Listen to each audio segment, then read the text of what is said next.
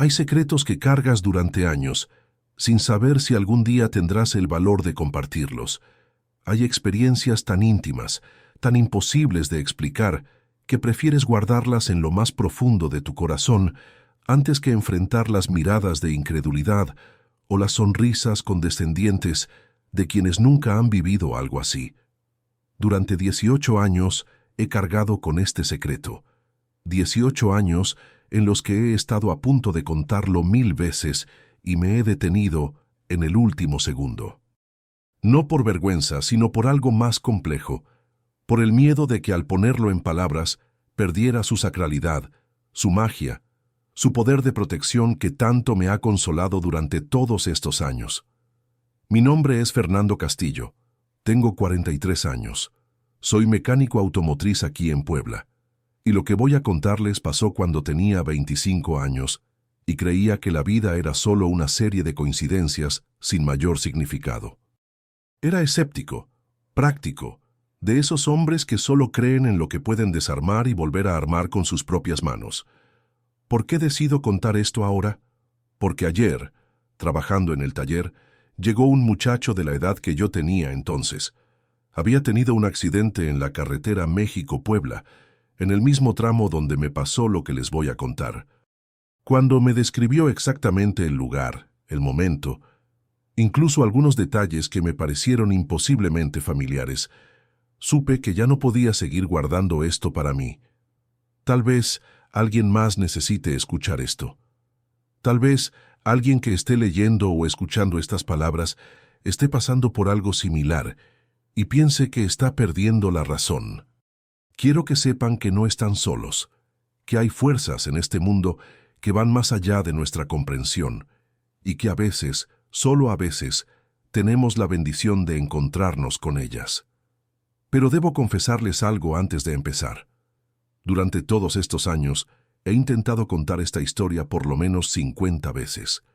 A mi esposa, a mi hermano, al párroco de mi iglesia, incluso a psicólogos cuando pensé que me estaba volviendo loco. Cada vez que abría la boca para empezar, algo me detenía. Las palabras se me atoraban en la garganta, o sonaba el teléfono, o pasaba algo que interrumpía el momento. Era como si hubiera una fuerza protectora que no me dejaba hablar hasta que fuera el momento correcto, hasta que tuviera la madurez suficiente para entender lo que había vivido, hasta que pudiera contarlo sin que se perdiera la esencia de lo sagrado que contenía. Vamos por partes, porque esta historia no se puede contar deprisa. Necesito que entiendan quién era yo entonces, para que comprendan por qué lo que me pasó fue tan extraordinario, tan fuera de todo lo que mi mente racional podía procesar. Era marzo del 2005. Yo tenía 25 años recién cumplidos y trabajaba como mecánico en un taller grande aquí en Puebla. Era bueno en mi trabajo, tenía manos hábiles para los motores y acababa de empezar a salir con Leticia, la que ahora es mi esposa. Era un muchacho normal, con los sueños normales de cualquier joven de clase trabajadora. Ahorrar para poner mi propio taller, casarme, tener hijos, tal vez comprar una casita. Pero había algo que me distinguía de muchos de mis compañeros. Yo no creía en nada que no pudiera explicar científicamente. Mi padre había muerto cuando yo tenía 15 años, y esa pérdida había endurecido mi corazón hacia cualquier cosa que tuviera que ver con fe o espiritualidad. Si hay un Dios, pensaba, ¿por qué se llevó a mi padre justo cuando más lo necesitábamos? Mi madre, una mujer profundamente religiosa, se preocupaba por lo que ella llamaba mi frialdad espiritual. Siempre me decía, Fernando, hijo, algún día la vida te va a poner en una situación donde no van a bastar tus conocimientos técnicos, y ese día vas a necesitar algo más grande que tú mismo. Yo me reía de esas palabras. Qué equivocado estaba. ¿El accidente? Bueno, aún no puedo llamarlo accidente porque ahora sé que fue otra cosa. Sucedió un viernes por la tarde. Era 18 de marzo del 2005. Recuerdo la fecha exacta porque era el cumpleaños de mi hermano mayor, Pablo, y yo manejaba hacia Tlaxcala para llevarle un regalo que había comprado con mi primer sueldo completo del año. Iba solo en mi Tsuru rojo del 98, un carro que yo mismo había reparado y modificado. Conocía esa carretera como la palma de mi mano. La había recorrido cientos de veces. Era una tarde despejada, sin lluvia, sin neblina, con visibilidad perfecta. El tráfico era normal para un viernes, ni muy pesado ni muy ligero, pero desde el momento en que salí del taller tuve una sensación extraña. No sabría cómo describirla. Era como si alguien me estuviera observando. No de manera amenazante, sino protectora, como cuando eras niño y sabías que tu madre te estaba viendo desde la ventana mientras jugabas en la calle. Traté de ignorar esa sensación. Son nervios, me dije. Es solo que hace mucho que no veo a Pablo y estoy emocionado por darle el regalo. Pero la sensación no se iba. De hecho, se hacía más intensa conforme me acercaba a la salida de la ciudad. Entonces comenzaron a pasar cosas pequeñas, pero extrañas. Primero fue una paloma blanca, que voló al lado de mi carro durante varios kilómetros, manteniéndose exactamente a la velocidad que yo llevaba. Después fue una sensación de que el aire dentro del carro se había vuelto más denso, más cálido, como si hubiera otra presencia ahí conmigo. Cuando llegué al kilómetro 72 de la carretera México-Puebla, justo donde hay una curva cerrada seguida de una bajada pronunciada, algo me hizo reducir la velocidad drásticamente. No había ninguna razón lógica para hacerlo. La carretera estaba despejada, mi carro funcionaba perfectamente, no había señales de peligro. Pero una voz en mi cabeza, clara como si alguien hubiera hablado en voz alta, me dijo: «Detente».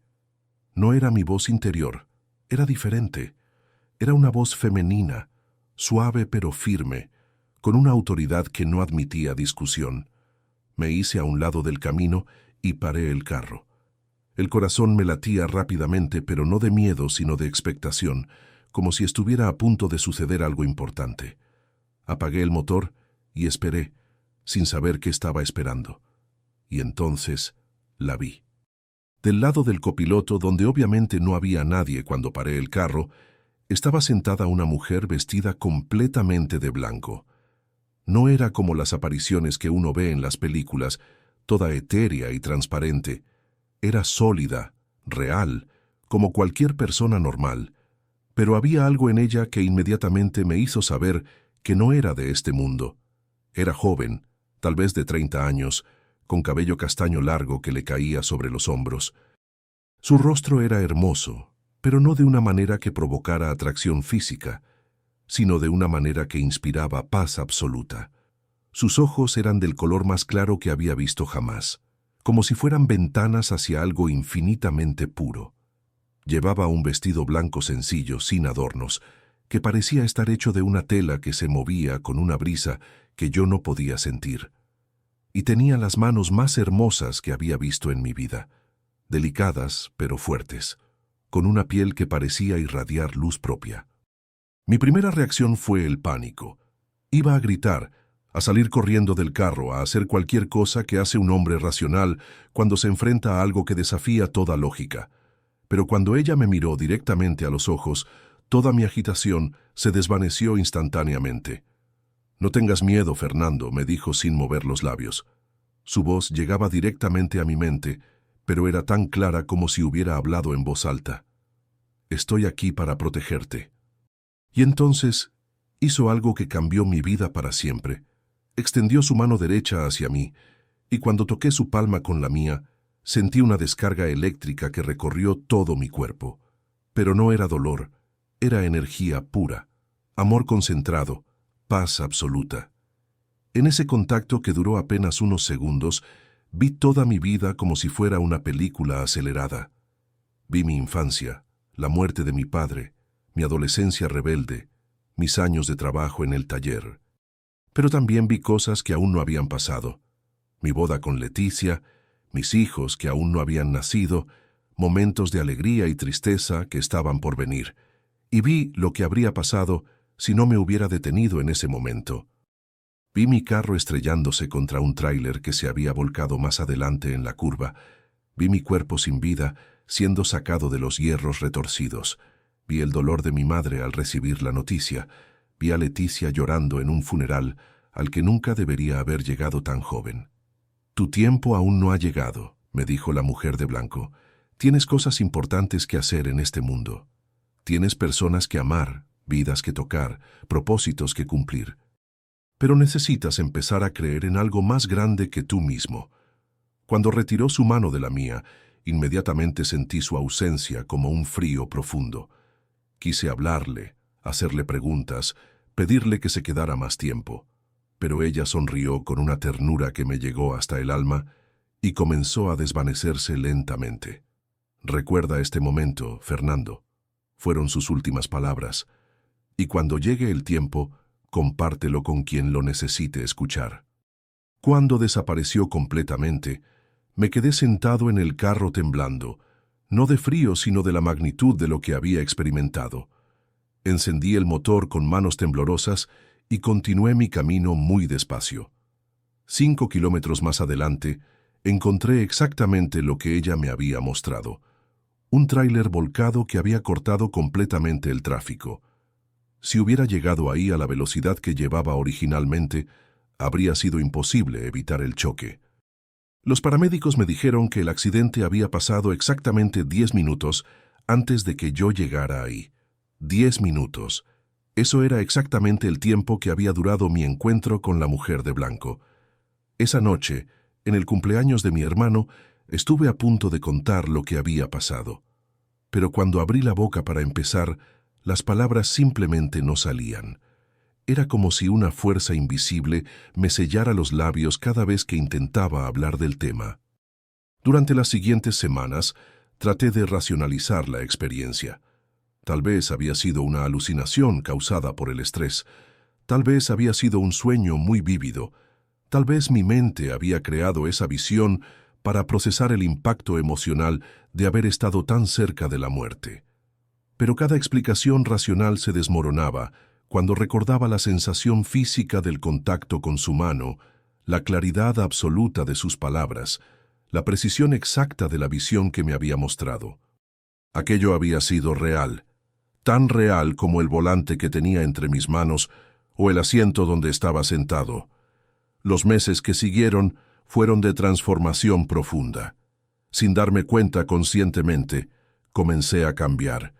Empecé a tratar a mi madre con más cariño, valorando cada momento que pasaba con ella.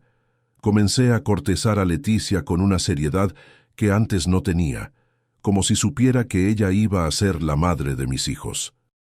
Empecé a ser más amable con mis compañeros de trabajo, más paciente con los clientes difíciles, pero el cambio más grande fue interno.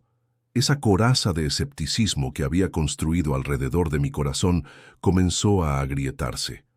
Empecé a notar cosas que antes ignoraba. La belleza de un amanecer, la perfección de una flor, la manera en que los ojos de un niño brillan cuando se ríe. Era como si hubiera estado viendo el mundo en blanco y negro y de repente hubiera descubierto los colores. Un año después del incidente, Leticia y yo nos casamos. El día de nuestra boda, mientras esperaba en el altar a que ella caminara por el pasillo, sentí de nuevo esa presencia protectora que había experimentado en el carro. No la vi, pero supe que estaba ahí, bendiciendo nuestro matrimonio, protegiéndonos mientras comenzábamos nuestro viaje juntos. Nuestros hijos llegaron 2 años después, primero Diego, luego Sofía. Y cada vez que Leticia estuvo en trabajo de parto, cada vez que hubo alguna complicación médica, yo sabía que esa misma fuerza que me había salvado aquel día estaba cuidando a mi familia. Durante todos estos años he sentido su presencia en los momentos más importantes de mi vida, cuando puse mi propio taller y no sabía si iba a poder pagar las cuentas del primer mes, cuando Diego se enfermó de neumonía y los doctores estaban preocupados, cuando Sofía se perdió en el centro comercial y la encontramos 3 horas después. Siempre, en los momentos de mayor vulnerabilidad, sentía esa mano invisible protegiéndonos, pero también he cargado con la frustración de no poder compartir esta experiencia con nadie. ¿Cómo le dices a tu esposa que una aparición te salvó la vida? ¿Cómo le explicas a tus hijos que su existencia se debe a un encuentro sobrenatural que tuviste antes de que nacieran? He intentado contárselo a Leticia muchas veces, especialmente en nuestros momentos más íntimos, cuando hablamos de nuestros sueños y nuestros miedos. Pero cada vez que estoy a punto de empezar, algo pasa que interrumpe la conversación. El teléfono suena, uno de los niños se despierta, o simplemente las palabras se me quedan atoradas en la garganta. Con el tiempo, empecé a entender que tal vez no era el momento de contar esta historia. Tal vez necesitaba madurar más, entender más profundamente lo que había vivido, desarrollar la sabiduría necesaria para compartirlo de manera que realmente ayudara a alguien, porque esa es la parte más importante de todo esto. No creo que esa mujer me haya salvado solo para que yo pudiera vivir una vida normal y feliz. Creo que me salvó porque tengo una misión que cumplir, un propósito que aún estoy descubriendo. Y parte de ese propósito es compartir esta experiencia con las personas indicadas en el momento indicado. El muchacho que llegó ayer al taller, el que tuvo el accidente en el mismo lugar donde yo me encontré con la mujer de blanco, me hizo entender que ese momento había llegado. Cuando me contó su historia, cuando describió esa sensación de ser protegido por algo que no podía ver, supe inmediatamente que él había tenido su propio encuentro. No me dijo los detalles, y yo no se los pedí.